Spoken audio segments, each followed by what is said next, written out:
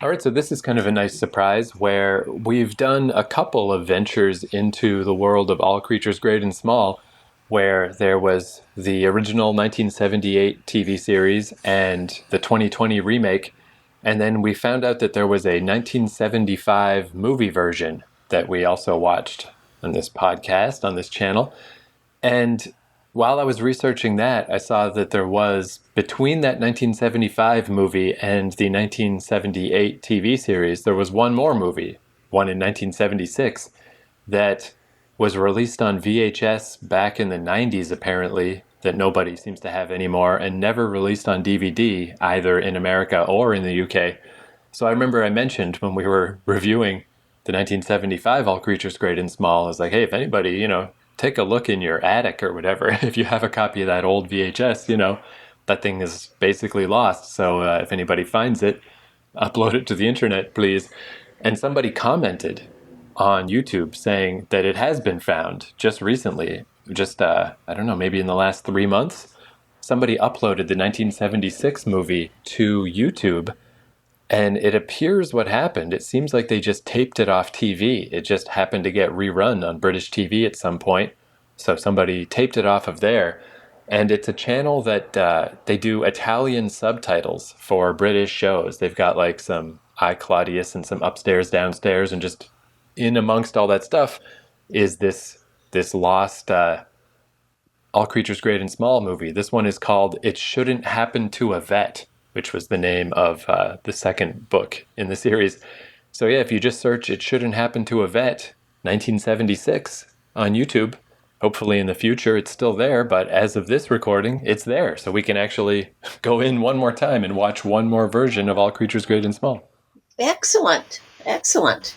We're I'll be going. interested to see if it's the TV actors or if it's, remember how the original movie had it had actual British actors, and then they replaced them with the TV actors when they made the TV series. It'd be interesting to see if this one has those guys in it.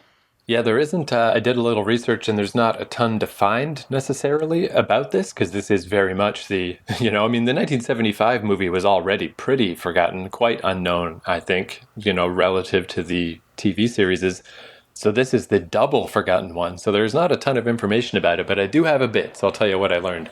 So yeah, speaking of the actors, so to recap, in the 1975 one, it was a pretty star-studded cast. That one was Simon Ward and Anthony Hopkins. So that was pretty cool. In the 1978 series, it was Christopher Timothy and Robert Hardy. In the 2020 series, it was Nicholas Ralph and Samuel West. So for the 1976 one, it's yet a different set of people. They did not get Simon Ward and Anthony Hopkins back. So I don't know these actors, but let me know if you've heard of them. It's John Alderton and Colin Blakely. John Alderton, yes, I know him. He had I forget the name of the show, but it was it was his actual wife, I think. They were in a British TV series, and it was a husband and wife kind of deal. I forget her name, but if somebody said her name, I'd know it. Colin Blakely. Can't say I know that name. Yeah, and who knows, maybe as we see it, maybe you'll recognize his face. But yeah, I do not know these gentlemen. but yeah, it is interesting how it's like so many different, it's like alternate realities. We get to see like 4 different versions of these characters and like different people playing them. It's kind of cool. It's obviously it was a very, very popular book to have enveloped into 4 different, like TV show, two movies, and then a brand new TV series done, just a couple of years back. Yeah, and in fact, also wasn't there another modern day series that was like Young James Herriot or something along those lines? I think there is, yeah. Yeah, I've never seen it, but definitely a ton of All Creatures Great and Small. But yeah, especially in the 70s, yeah, you can really see that they did the movie in 1975 and it did well. And then they did another one in 1976 and it apparently did well enough that then they're like, let's just make a whole series in 1978. And then, yeah, a bit of a break, but now they're making them again. So yeah, for sure. So this one, it's called It Shouldn't Happen to a Vet, which is the name of the second novel, although the first movie, the one with Simon Ward and Anthony Hopkins, it actually covered the first 2 books. So even though this movie's named after the second book, it actually is the third and fourth book that this one covers. And they changed the name in America to All Things Bright and Beautiful, which I do really think it's a rare case of the American version being better, but I like the American titles so much better, so much better. I do not like the original titles at all. It was If Only They Could Talk was the first book. It Shouldn't Happen to a Vet. Let Sleeping Vets Lie. Vet in Harness. Vets Might Fly. Vet in a Spin. And it's just like, I just think it's so much more. It just, that I guess it was the Americans' idea when they were republishing the books in compilations to name them after that. You know, you said it was like a hymnal or whatever. All things. All creatures great and beautiful. All things bright and beautiful. All creatures great and small. La la la la la la la. The Lord God made them all. That's Yeah. the words. There's the third line. I can't remember what it is. All things bright and beautiful. Yeah, All so it's kind of creatures great interesting and because I don't. small. La la la la la la la. The Lord God made them all. Yeah, so I mean, I have no idea if that has anything. You know, maybe it's not even applicable. I don't. I have no idea like what the connection is, but it just sounds better. You know, All Creatures Great and Small is such a cool title. It Shouldn't Happen to a Vet is such a sucky title. And these vets do deal with all creatures great and small. I mean, they have their little animal practice. They like the small dogs and the fish and the gerbils and whoever come into their practice. And then they have those great big farm Clydesdale horses and cows and all that stuff that they have to actually go out. So yes, and those are the great creatures, but they also have the little creatures. So yeah, that's a good title. So this movie was a British-American joint venture, the same as the first one. The actress who played Helen, Lisa Harrow, is actually the same. So I think she's the only person who's the same between them. But I guess this will be a pretty direct continuation from the Simon Ward, Anthony Hopkins film. But also interesting, this movie features the debut film appearance of Richard Griffiths as Sam. So I didn't recognize the name Richard Griffiths, but then I looked up, who is he? What is he known for? He's Vernon Dursley, Harry Potter's awful uncle. Oh, really? Yeah. Okay. So we're going to see a much younger Mr. Dursley in this film. So that's kind of interesting. This was his debut. And then, yeah, besides that, released on VHS in the 1990s. The film is yet to see a commercial release on DVD. So, yeah, I guess we're just lucky that some guy who decided he wanted to make Italian subtitles for British shows caught this one on TV, recorded it, put it on his YouTube page. So now we can watch it. Okay, well, let's check it out.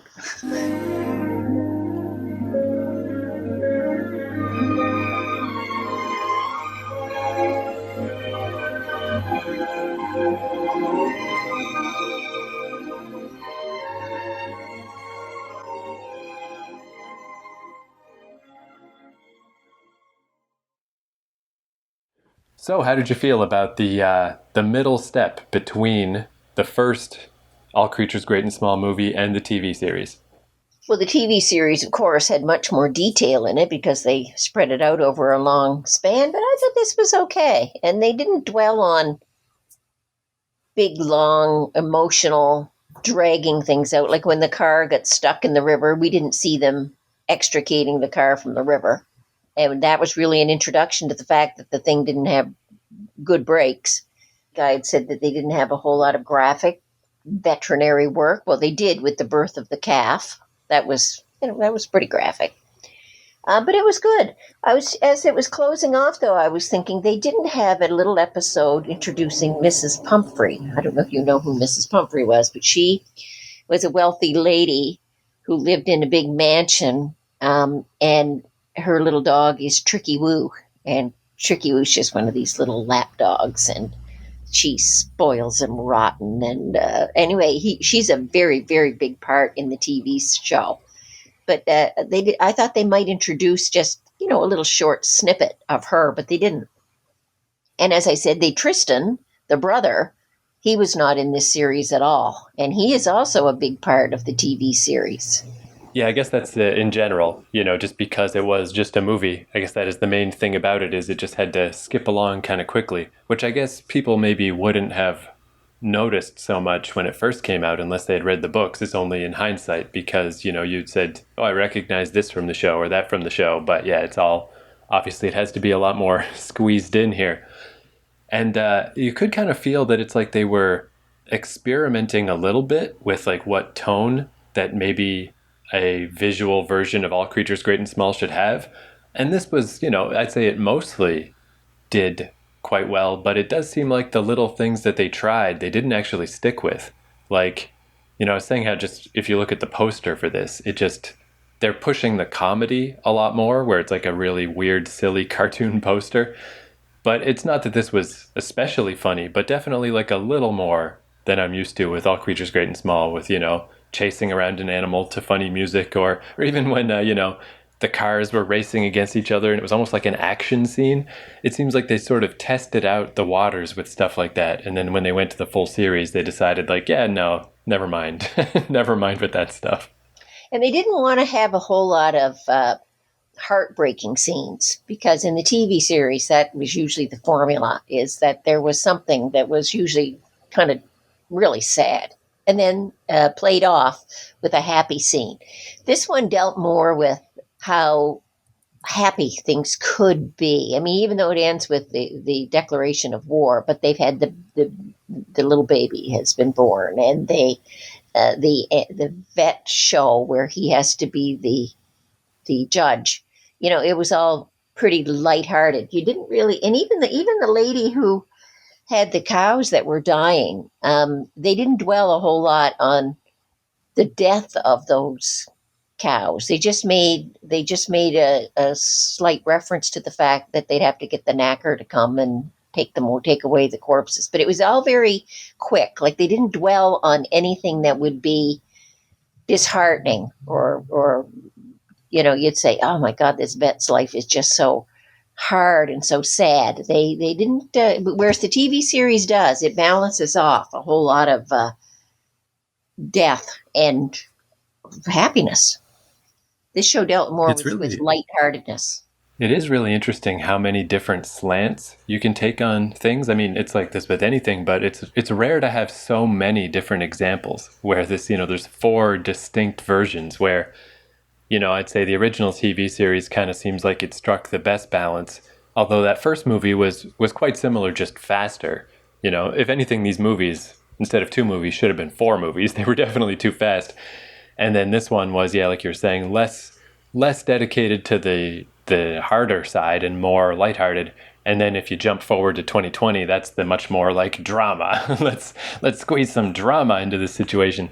But it is kind of neat seeing all the different versions, though I do get the sense that it's kind of a good thing that they went. I don't know, it's interesting because you think of movies in some ways as being a step above TV. It's like, oh, we made a movie. But in the case of All Creatures Great and Small, maybe because it is kind of a slice of life type of thing, I think it was definitely for the benefit of this series that they moved to TV. Because I kind of get the feeling if they had kept trying to make movies, maybe they wouldn't have. Maybe there wouldn't be any more movies. This kind of felt like they had sort of run that well dry. I can't really see why they would make a 3rd movie in this style. But ironically, if you switch it to TV and stretch it way out, then it's great. Then it fits fine and you can go for years. They were all very good, though, and I can see why anybody watching these would say, any one of them would say, okay, I'm going to watch a future version of that, or I'll watch that again, or whatever. They were all different, but all very, very good and very very enticing. The countryside, of course, I guess that's the Yorkshire Dales must be like that. In every one of those movies, it's like beautiful. And I've often said, man, if I'm going to go anywhere in the world, I'd love to go driving around the Yorkshire Dales. Now, whether they look like that now or not, I don't know. But those old stone walls and those rolling hills and the old stone buildings, like they're just beautiful to look at. Yeah, I mean, I bet there's still parts that look like that, It's like, do you remember I showed you that guy? His name's Liam. He's a YouTuber who just walks across stuff. We just watched him like walk across Wales or whatever. And he's always walking through, old farmlands and those low brick walls and sheep everywhere. Like, I bet you could go on the All Creatures Great and Small tour and yeah, you'd feel like you were in it.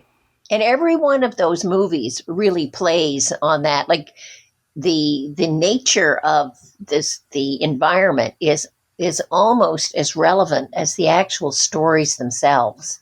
Yeah, they all just meld together. Beautiful scenery in every one of these shows.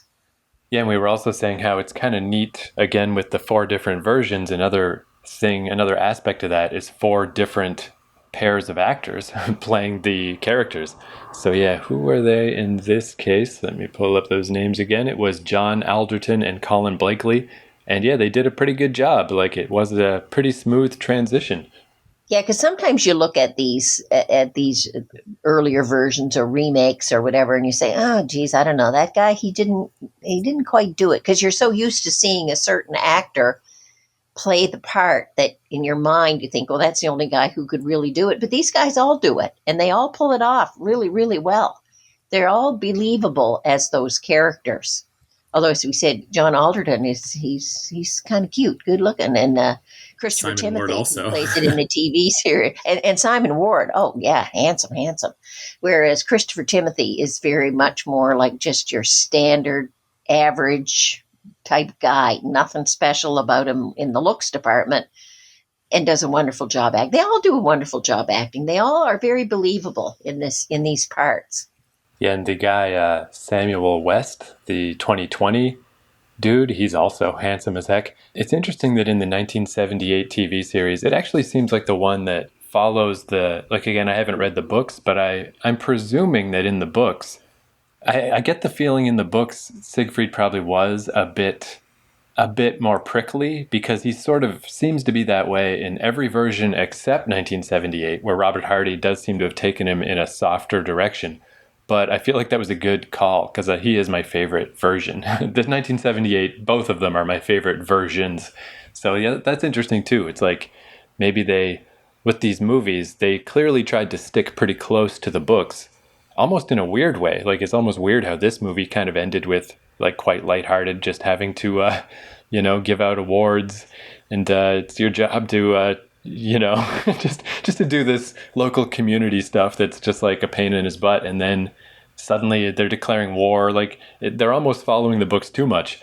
Where I kind of like that the 1978 version, they seem to have still hits all those beats, but they went with their own sort of version of it. Like, maybe these movies were like a test, and so that they could, like, maybe if they had made the 1978 show first, it wouldn't have been quite as perfect as it is, except they already had two previous templates that they could tweak. So yeah, it's kind of neat that the way it all worked out. Well, and see, with the TV series too, they were able. Okay, let's take the Siegfried Farnon role. In the movies, they could really only give you snippets of what his personality was like, and Siegfried Farnon in the TV series is like that too. Except the TV series, because it had so much more time to move along with storylines, was able to develop his character to a much deeper level than what the TV series can. He's kind of flat in the movies. But then again, that's the time restraint, whereas the TV series was able to take that flatness and really develop it. And that's why you saw those different sides of Siegfried Farnon. You saw a soft side, and you saw the hard side. And actually in the movie, they kind of hinted at that a little bit, like when the cows are dying in the field and he says, I have to just walk away, because I told you not to get that. You should never get personally involved with these people and their situations, but yeah, there's times you can't help it and you just got to walk away. So they are hinting at a deep and a softer side. And obviously with with pretty much anything, especially so, it's a lot of different plate spinning. It's all based on books, and then trying to convert something into a movie is one thing, and trying to convert it into a show is another thing. And there's always endless arguments with anything that's ever been made about, like, which version is best, how do you best do this, yada yada. But with All Creatures Great and Small in particular, it does seem really clear that the TV format is just more appropriate because of the kind of story that it is. It is just kind of episodic, and you dip in and you dip out, and there's not always necessarily a thing that happens. It's just stuff, just stuff that happens. So yeah, just due to the nature of the mediums, the movie versions definitely feel a bit squeezed, feel a bit tight. But yeah, still, for what they are, yeah, no complaints. I'm glad we got to see it. They did a pretty good job. Yeah, I'm very glad we got to see it too. God bless whoever taped it off TV, because yeah, it's kind of jarring how the TV thing kept popping up at the bottom of the screen. Because this is a 1976 movie, but obviously nobody taped it off TV. Well, they couldn't have back then, but even in the 80s or anything, this is clearly a recent tape, because whenever the TV logo pops up at the bottom, it's this garish, colorful, now playing on blah blah blah channel. It looks like it just looks so. It's like, couldn't you have changed that graphic so it would fit a little better? But anyway, just whatever. However we got it, I'm just glad that we got it. I'm glad I saw it. It was very enjoyable, and it lived up to the standard of all the others.